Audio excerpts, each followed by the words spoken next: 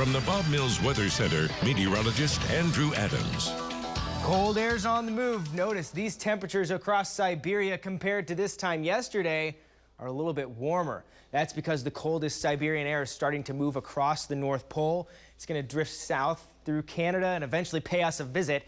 We've got some dangerous cold conditions on the way. Before we get there, though, we've got this little system down in the southwest. We're going to see that come across the state tonight. It'll bring increasing cloud cover throughout the day. It'll also bring a brief chance at some cold showers and maybe some wet snow up to the northwest. Not really much snow to talk about there. Very weak system. Heaviest rain well to our southeast. Cold air builds up and then it drops south as the jet stream takes its big dip. As the cold front comes through on Thursday, especially into early Thursday, likely timing, we'll see some snow across the state. That signal has continued to become more confident. The exact amounts, who's going to see the most, the exact numbers, that's all still getting sorted out. So notice snow looking likely for Oklahoma. Totals remain uncertain. The thing that's been pretty certain the entire time is that it's going to be brutally cold. Wind chills below zero Thursday through Friday, even into possibly Saturday morning, and then still even into Saturday afternoon, we're looking at wind chills in the teens. So that cold air is coming down, and it's going to affect millions of Americans as that jet stream is just really massive, dipping down across the eastern half of the United States. By the time we get to Christmas, good news, the coldest of the air gets out of here. We're still going to be on the chilly side, but not nearly as cold as Thursday and Friday of this coming week. And then even by Monday of next week, more mild air starts to build in to the southwest. We'll see if we can get some of that into Oklahoma for the start of 2023. But for now, let's focus more on that system on its way. The winds are really going to pick up early on Thursday. Here's 11 o'clock Thursday morning. Cold front, you can tell exactly where it is. It's bisecting the state from southwest to northeast, and as it comes through, winds are going to gust 40, 50, even up to 60 miles per hour at times, and it'll stay pretty gusty even as we head through the overnight period. So with that in mind, and temperatures as cold as they're going to get early on our Friday, wind chills are going to be a problem. It'll even be pretty breezy all the way through our Friday evening. But here's an idea for wind chills. We don't necessarily need to focus on the exact numbers. I know this is showing a lot of 30 below zeros, which I think is a much higher certainty north of us, like from Nebraska and north. But here in Oklahoma, 10 to 20 degrees below zero possible to come in by the time we get late into our Thursday and then through the overnight period